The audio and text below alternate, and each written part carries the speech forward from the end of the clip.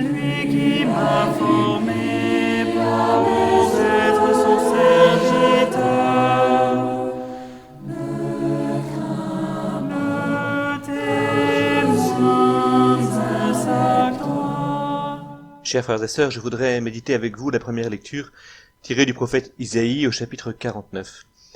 C'est un passage très contrasté entre d'un côté les sentiments du prophète qui évoquent une forme de dépression ou de sentiment d'échec, et de l'autre l'affirmation de Dieu qui lui redit sa vocation pour le salut de l'humanité. Il m'a dit, tu es mon serviteur, et moi je disais, je me suis fatigué pour rien. Ce sentiment contrasté entre l'impression d'un échec et l'affirmation d'un rayonnement universel exprime l'attention de la Semaine Sainte entre la joie des rameaux et l'ombre de la croix, entre la passion et la résurrection. Ce sentiment, c'est très vraisemblablement celui du Christ à Gethsémani, ou encore sur la croix. Mon Dieu, pourquoi m'as-tu abandonné?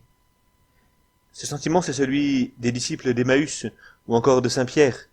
J'ai tout quitté pour Jésus, et dans l'obscurité du vendredi saint, j'ai tout perdu. Ce sentiment, c'est sans doute le nôtre, à un moment ou l'autre de notre vie. Alors je voudrais refaire avec vous le chemin de la première lecture et nous inviter à le vivre pendant cette Semaine Sainte. Isaïe commence par revenir au fondement de son histoire avec Dieu, de son histoire sainte. J'étais dans le sein maternel quand le Seigneur m'a appelé.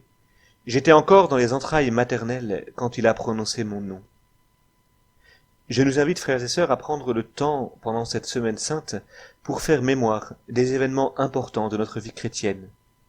Votre baptême peut-être, au moins ce qu'on vous en a raconté, revoir le lieu, les photos, chercher sur internet la photo de votre église de baptême peut-être.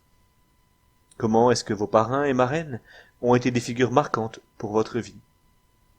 Quelles ont été les autres figures qui vous ont fait rencontrer le Christ? Vous rappelez vos souvenirs de votre première communion, de votre confirmation, de votre mariage peut-être, telle retraite ou telle homélie. Comment est-ce que Dieu m'a appelé à lui? C'est l'occasion de redécouvrir mon histoire comme une vocation. Dès le sein maternel, le Seigneur m'a appelé. Toute vie chrétienne, depuis votre appel à la porte de l'Église, toute vie chrétienne est vocation. Dieu vous a appelé par votre nom. Dans cette histoire, il y a des moments de découragement, et il y a des échecs bien réels. Ils font partie de toute vie humaine. Mais si nous les unissons à la croix du Christ, ils deviennent le lieu d'une fécondité plus grande. Je disais, dit Isaïe, c'est en pure perte que j'ai usé mes forces, et pourtant mon droit subsistait auprès du Seigneur. Il nous faut redécouvrir que notre place est auprès du Seigneur. Notre place est devant Dieu. Tout le reste est secondaire. Le succès ou l'échec ne sont rien, si je me tiens humble et fidèle devant Dieu.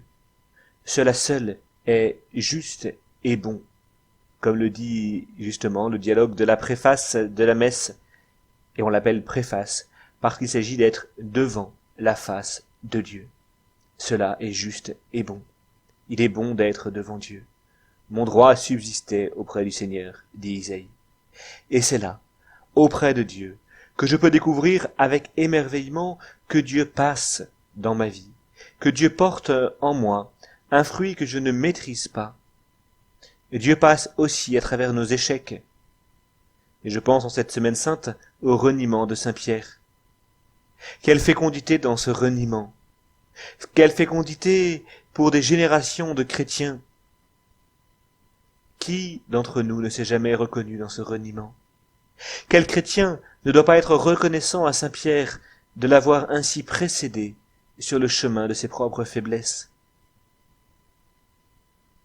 Le reniement de Pierre porte un fruit étonnant dans nos propres histoires. Alors nous pouvons dire avec le prophète Isaïe, oui, j'ai de la valeur aux yeux du Seigneur, jusqu'à l'entendre dire, j'ai fait de toi la lumière des nations. Nous savons bien que c'est le Christ Jésus, le Messie des rameaux, le crucifié du vendredi saint, c'est lui la lumière qui vient dans les ténèbres. Mais il nous dit, à nous aussi, vous êtes la lumière du monde. C'est dans la mesure où nous nous tenons fidèlement à ses côtés, en nous appuyant sur la force de cette histoire sainte qu'il a tracée dans nos vies depuis notre naissance.